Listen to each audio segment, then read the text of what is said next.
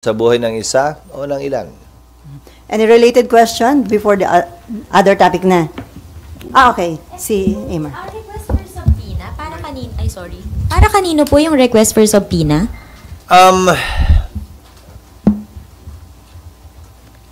A general of the armed forces, I think you can get it from the committee later, and the prosecutor general. Ito po yung I think ng Air Force, general ng Air Force. At yung prosecutor general, si Padulan. So, sir, mag-attend ka ba ng hearing? Hindi. Hindi ako nakadamit para sa hearing. Wala nga medyas.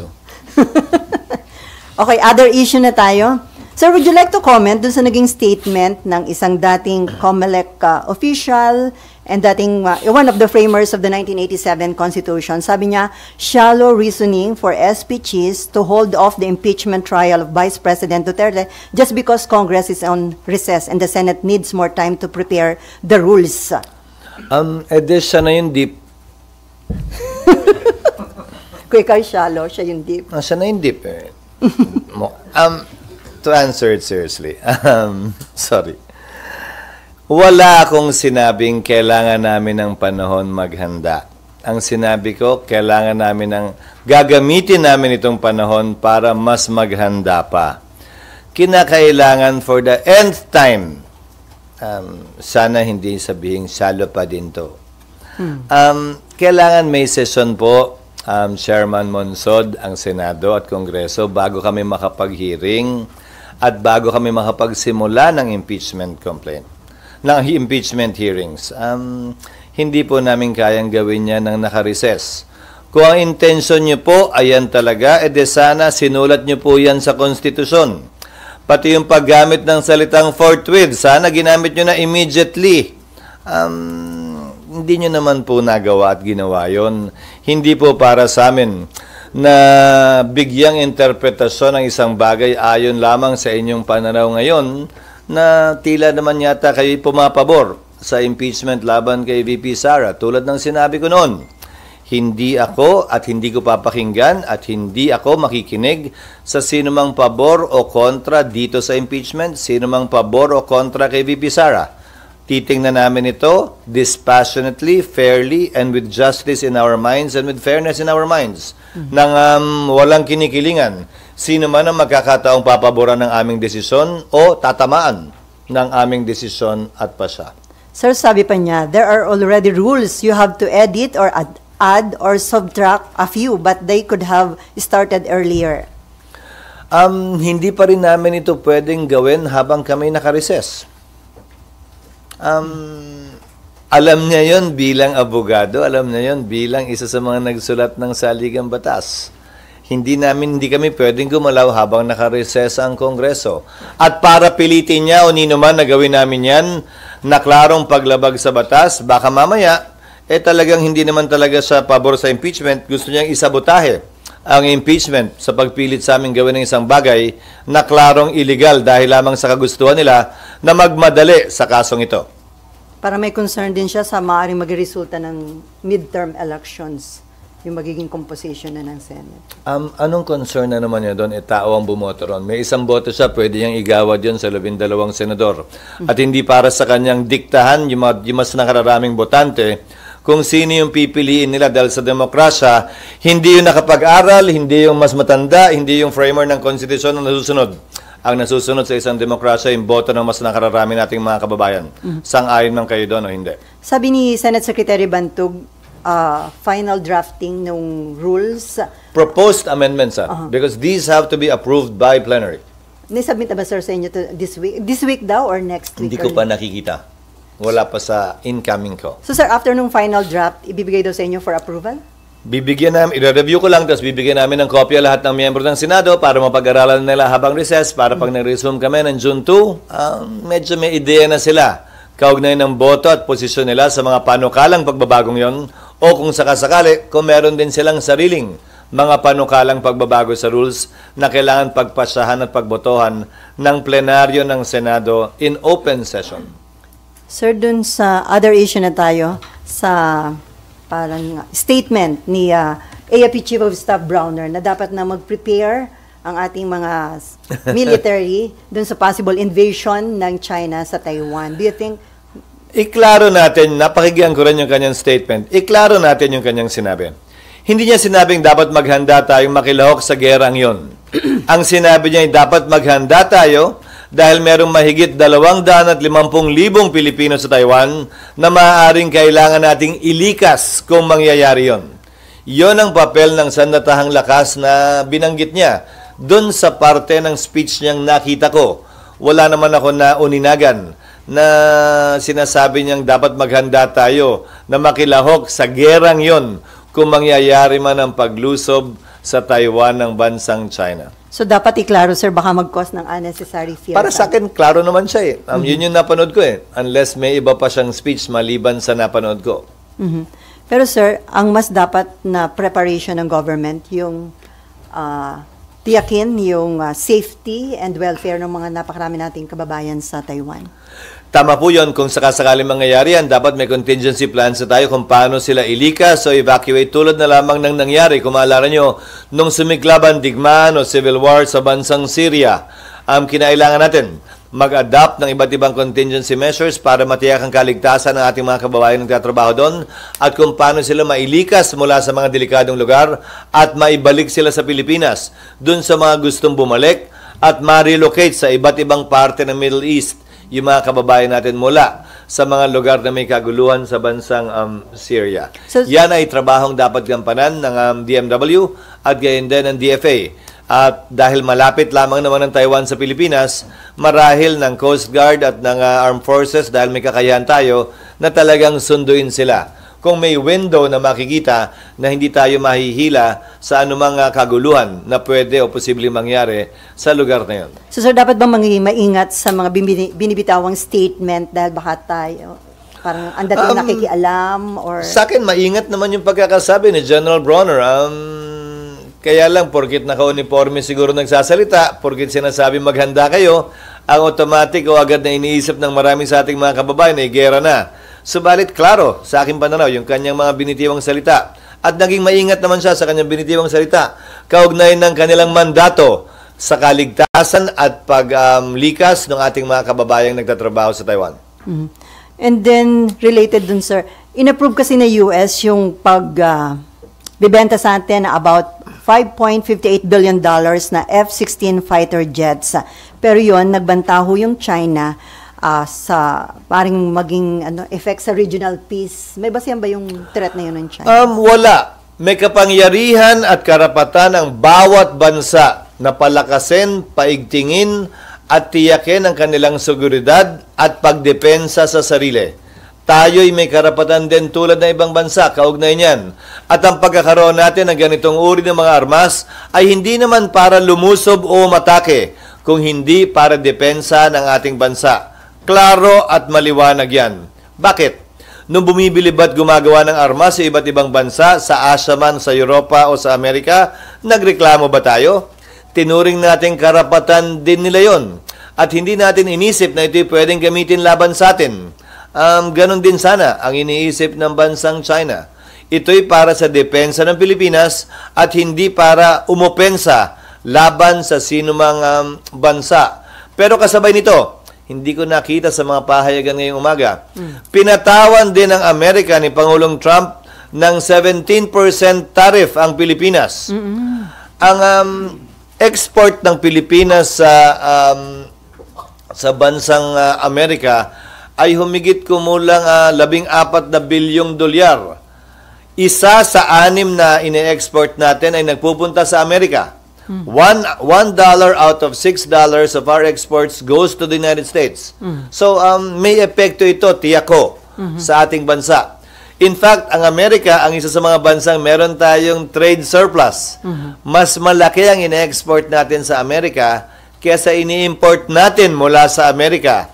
Ang trade balance ay tinatayang nasa mahigit 4 na bilyong dolyar kada taon noong 2024. Ngayong taong ito, $1 billion ang halaga ng exports ng Pilipinas ngayong January lamang. Pinakamalaki kumpara sa mga ibang bansa. Kasama na ang Japan, China at Korea. So may epekto ito. At inaasahan ko ng ating economic managers ay nakahanda na sa ganitong posibilidad dahil makailang buwan naman na mula nung nanalo si Pangulong Trump. Panay na ang sabi niyang papatawan niya ng tarif ang iba't ibang bansa sa mundo.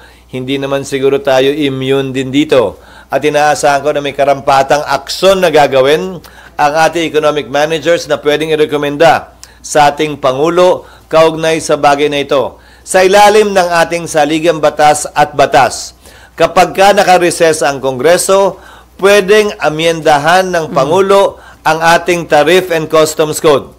Hindi lamang niya pwedeng gawin yan kapag ka may sesyon ng Kongreso kung saan batas ang kailangan. Subalit kung nakareses ang Kongreso tulad ngayon, pwede yang gawin by mere executive fiat ng Pangulo. Kaya ang aking hiling siguro at panawagan sa ating economic managers, anumang planong paghahanda nila kaugnay nito, sana i-set in place na nila upang hindi gaano maapektuhan yung ating mga export at import ng goods patungo at palabas ng Amerika. So dun sa naging decision na yun, sir, ng US President Trump, dapat amyandahan, sir, yung tariff and customs code natin? Kung yan ang balak gawin ng economic managers, ang ginawa ng mga ibang bansa, nung pinatawan sila ng Amerika, pinatawan din nila ang Amerika. Gumante. Yun ang masama sa pagkakaroon ng tarif o pagpataw ng tarif. Nakikita na natin yan. Nagagantihan. So, tumataas tuloy yung cost of goods worldwide. Ang tanong ko, yan din ba ang gagawin ng ating bansa? At kung magpapasya silang gawin yan, sinasabi ko lamang, may kapangyarihan ng Pangulong gawin yan dahil recess ang Kongreso. Hindi kinakailangan ang batas na ipasa ng Kongreso para amyenda ng ating Tariff and Customs Code. Dalawa lamang naman ang posibleng ayon sa mga eksperto. Dalawa lamang naman ang pwedeng gawin. Una, bawian mo ng tarif. Pangalawa, i-devalue mo ang iyong currency para hindi magkaroon ng ganong kalaking epekto yan dito sa bansa. Hindi ko alam kung anong strategiya ang gagawin ng ating economic managers. Sir, hindi ba option maghanap na ibang bansa na doon pwede tayo kung ano yung mga products? Ang problema, hindi ganun kadali maghanap ng ibang bansa. Pangalawa, karamihan ng mga goods na yan ay on the way na.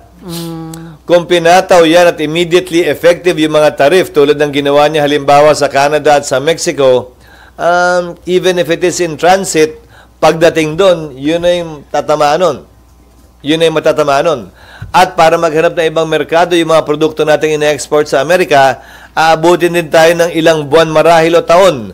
Dahil may mga requirements yan, lalo na malamang ang ating mga export na agriculture products. May mga mahabang proseso ng phytosanitary approvals na kailangan itong pagdaanan sa counterpart ng ating FDA at the Department of Agriculture sa mga bansang dadala natin ang ating exports. Ano yung mga possible implication? Economic slowdown, sir? Yan ang tinataya ng ibang mga eksperto. Pero sa kabilang banda, unique din naman ang Pilipinas. Dahil ang ating number one export, kung matatawag natin yan, ay services at hindi naman goods. Hindi naman ganun kadami ang manufacturing sa ating bansa. Ang pinakamalaki nating export marahil ay nasa agricultural sector. Dahil hindi pa naman ganun kataas ang ating manufacturing. So yung tama sa atin, hindi kasing tindi siguro kumpara sa ibang bansa tulad ng Japan, ng Korea, ng Vietnam sa ngayon. Dahil na nga, hindi naman tayo ganun kalaki pagdating sa manufacturing at export ng manufactured goods. Sir, isa ba sa posibleng mangyari kung talagang kinakailangang i-amend yung tariff and customs code ay magkaroon ng special session? Gaya ng sinabi ko, habang nakareses ang Kongreso, pwedeng amyendahan niya ng Pangulo.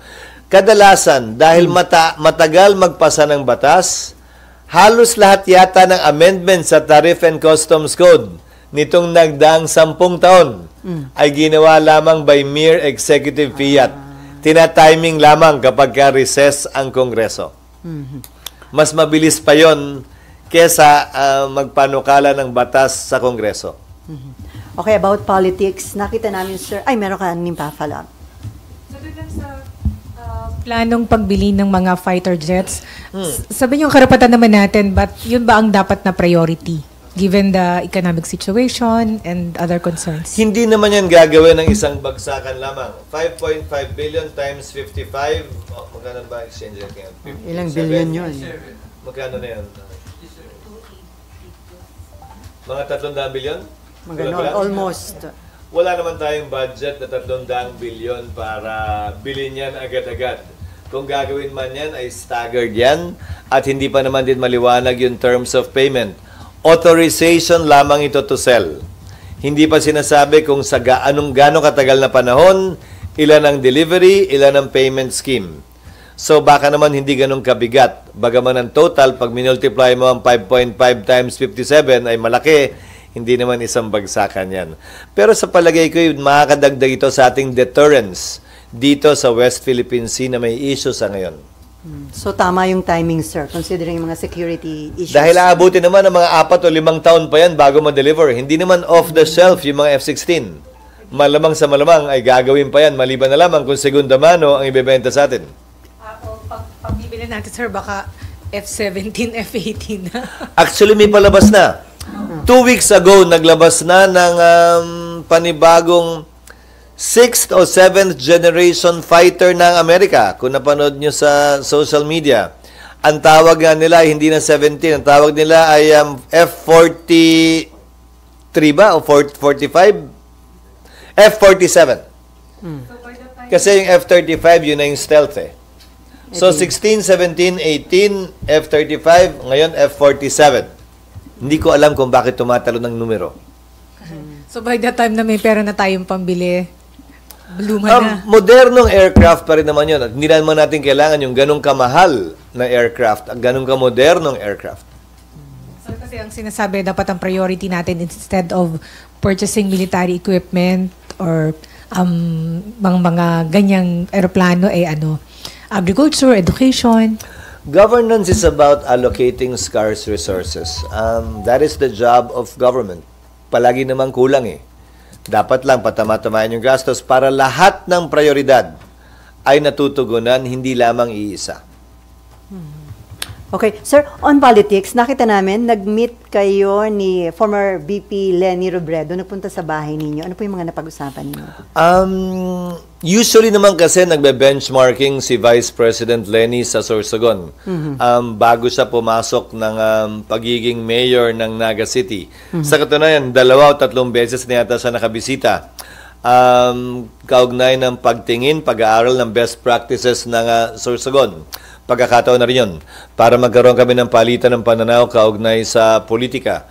Kasama naming nag-agahan at tanghalian ang gobernador ng Sorsogon at 2 kinatawan ng lalawigan ng Sorsogon. At naging malusog yung palitan namin ng pananaw. At binigay ko yung aking suporta sa kanya, bagaman hindi ako rehistrado at bumoboto sa Naga City sa kanyang pagtakbo bilang mayor ng Naga. Wala siyang request na i-endorse nyo o suportahan ng mga senatorial candidates na kakampi niya? Wala.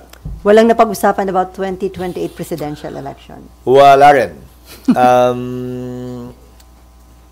Wala. Hindi. Pinag-usapan namin yung pag-mayor dyan ng Naga. Tapos nagchismisan kami kung gaano kakaiba ang local politics sa national politics. Na binabalikan na naman niya ngayon bilang mayor. In-endorse nyo si senatorial candidate Bam Aquino. How about Kiko Pangilinan daw, sir? Actually, suportado ko naman ang kandidatura ng lahat ng nakasama ko rito. And what I said was I look forward to working with them in the Senate. Bumisita si Senator Kiko sa Sorsogon. Siyempre, tinanggap namin bilang kaibigan at bilang dating kasamaan sa Senado, binisita rin ako dito ni Senator Bam. Bilang dating senador din naman, kaibigan at katrabaho. And I look forward to working with them. At sa survey, lumalabas naman na tila gumaganda yung chance nila at ang trajectory nila ipakyat. Depende na lamang sa magiging huling boto ng ating mga kababayan. Dahil kung susuriin nyo yung survey, halos tied lahat eh. From 4 to 14. Ang diferensya nila ay margin of error. So magkakadiferensyahan to ng maliliit lang. 50, 100, 200,000 lamang. So, marami pang panahon para mamili at makapagpasya ang ating mga kababayan kung sakasakali. Sir, kung i-consider yung survey, sino yung hindi na dapat mag-worry? Yung nasa 1, 2, 3? O Yung third? huling survey na nakita ko, ang 1 and 2 ay sobrang layo sa 3 to 14. Ano ibig sabihin nun, sir? So, sabi ko nga, roughly 4 to 13, 4 to 14 ay halos statistical tie. So, dati, usually, ang tied ay 8 to 12, 8 to 14, 9 to 14, 10 to 14. Ngayon, dikit-dikit ang halos 4 to 14. Depende sa survey na tinitingnan ninyo. At ang tila ligtas lamang ay, at wala ng duda, ay yung unang dalawa o unang tatlo. So you're referring to Senator Bongo? Depends on the survey you're looking at.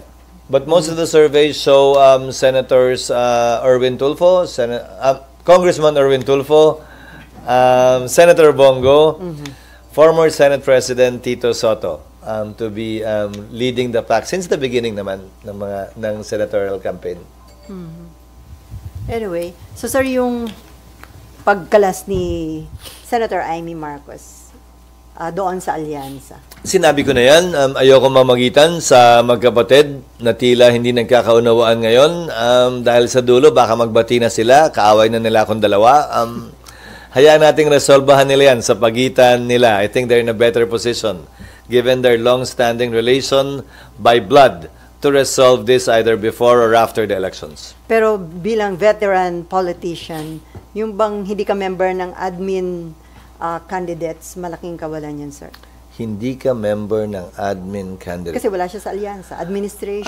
Depende. Dahil sa tagal ni Senator Amy sa politika, dating congressman, dating governor, dating senador ngayon, marami naman na siyang kaibigan at supporters na bahagi ng alyansa sa lokal na level, galing sa iba't ibang partido na hindi mo pwedeng tawaran din at ikaila.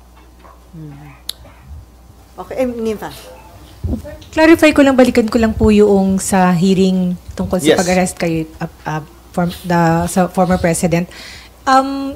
Dun sa pag-invoke nila ng executive privilege, dahil in-invoke yun, hindi sila may issuehan ng subpoena ang mga cabinet members or any officers from the executive department? Ayon sa desisyon ng Korte Suprema, ang valid na invocation ng executive privilege, and I'm citing the Ermita and the Neri cases, hindi maglalay, hindi pwedeng gamitan ng compulsory process ng Senado. Dahil nga karapatan daw ng executive yon. Ngayon, isa sa mga options ng Senado kung sakasakali ay iakyat itong muli. Dahil yung Ermita case, inakyat yan ng Kongreso, kung hindi ako nagkakamali. Yung Neri case, inakyat yan ng Senado. Pero imbis na baliktarin ng Korte Suprema, pinalakas pa yung pagkatig sa executive privilege ng Pangulo. So isa yan sa tinitingnan din marahil ng aming legal, kung ito ba iaakyat o imumungkahi na iakyat. O baka mabigyan lang ng panibagong pagkakataon na naman ng Korte na mas palakasin pa yung prinsipyo ng executive privilege na naging basehan ng kanilang dalawang nauna ng desisyon. So, pwedeng iakyat pala sa Supreme Court, sir? Pwede, pero sinubukan na nga twice eh. In fact, the second time, ayoko na iakyat. Nasa Senado na ako noon eh. Lalo lang dumiin tuloy. Lalo lang tuloy na liwanag Yung yung executive privilege na pwedeng gamitin ng sino mang Pangulo laban sa Kongreso, Senado man o Kamara. Pero sir, di ba may pagkakataong nababago naman ng Supreme Court ang sarili nilang decision? Kaya nga isa yun sa mga rekomendasyon na iniintay ko mula sa legal na ikukonsulta ko kay Senator Amy kung yan nga ba'y option na gusto niyang iporsige. Pero tulad ng sinabi ko, ayokong maglikha ng isang constitutional crisis sa pamamagitan ng pag-issue ng subpoena kung may invocation ng executive privilege. Our resort should be with the courts. Sorry, pwede pong pa-clarify bakit kinailangan yung ipaaral yung request for subpoena for the... Kasi ayokong mag-abogado sa sarili ko. Di ba, pag doktor ka, ayaw mo mag-doktor sa sarili mo. Bagaman abogado ko, ayokong mag-abogado sa sarili ko. Maganda nang i-refer sa legal ng Senado para magbigay sila ng karampatang rekomendasyon bago ko imungkahi kay Senator Amy at sa ibang miyembro ng Senado. Sir, supposedly covered sila nung pag-invocation ng executive privilege. Kasi nga, sabi ng korte, kapag valid ang invocation ng executive privilege, hindi pwedeng gamitan ng compulsory process ng Senado, kabilang na ang subpoena. But as Senate President, sir, ang ipaglalaban nyo, yung kapangyarihan ng Senate to conduct inquiry in aid of legislation. Oo, but within the bounds of the law din. Yan ang batas natin sa ngayon. Sang-ayon man ako, hindi.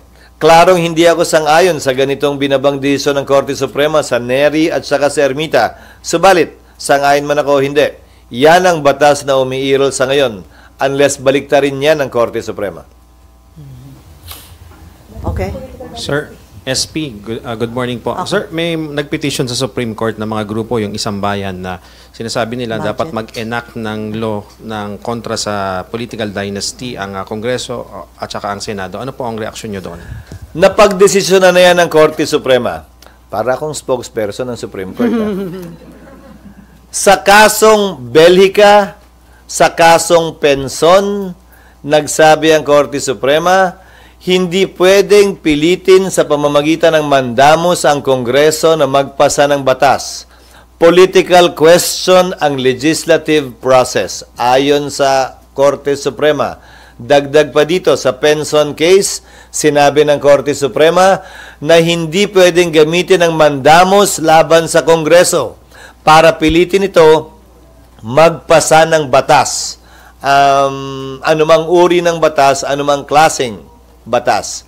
So, kung sa executive privilege ay tila kinakatigan ng Korte Suprema yung kanilang mga naunang desisyon, pues, inaasahan ko, kakatigan din ng Korte Suprema yung mga nauna nilang desisyon na nagsasabing hindi pwedeng gamitan ng mandamos ang Kongreso kaugnay sa pagpasa ng anumang panukalang batas.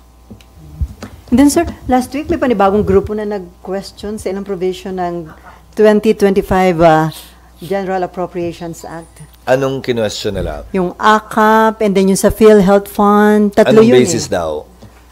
Nasaan ba yun? Last week may grupo and Well, iko-consolidate yan siguro dun sa mga ibang kaso. Pero this is still part of legislation. Tama man o mali, hindi korte sa aking paniniwala ang remedy para iwas to yun. Amendment sa batas ang kinakailangan. Supplementary budget ang kinakailangan. Pero kaugnay ng PhilHealth, hayaan yung sagutin ko na muna yun. Hindi ba nila nakita at nabasa? Nagdagdag ng benepisyo ang PhilHealth nung napalitan lamang yung head ng PhilHealth. In-increase yung coverage sa iba't ibang ospital. In-increase yung coverage ng iba't ibang sakit. Yet, without the additional subsidy. Dahil yan naman ang sinasabi namin noon pa. Ang problema ay hindi dagdag subsidiya. Sobra-sobra ang pera ng PhilHealth. Ang problema ay nasa namumuno ng PhilHealth. Kaya nga nung napalitan, nadagdagan agad yung benepisyo nang walang karagdagang budget na ginawad o ginawa o binigay ang Kongreso. So, sir, you're confident naman na ma-uphold yung constitutionality ng lahat ng provision ng 2025 budget?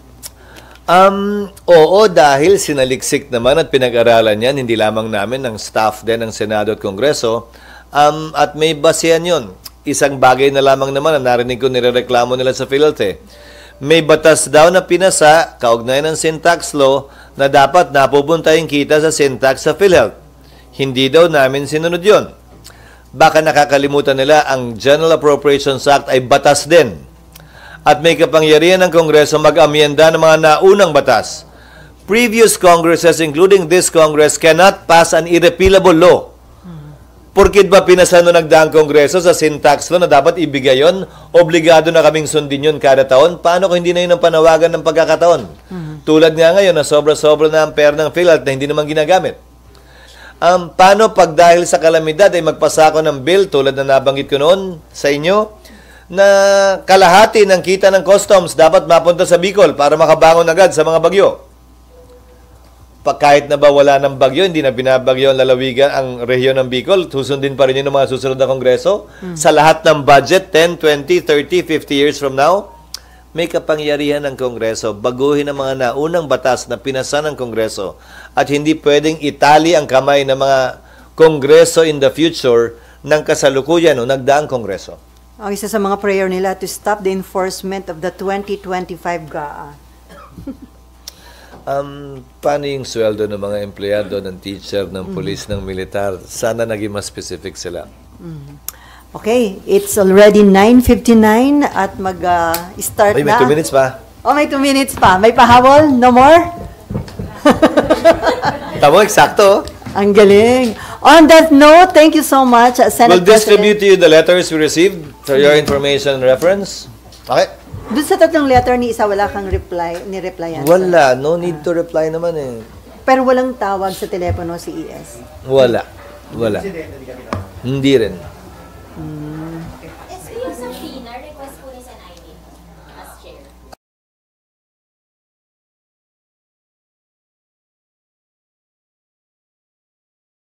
That's how it's done. Hindi naman galing sa akin yun. Ganun.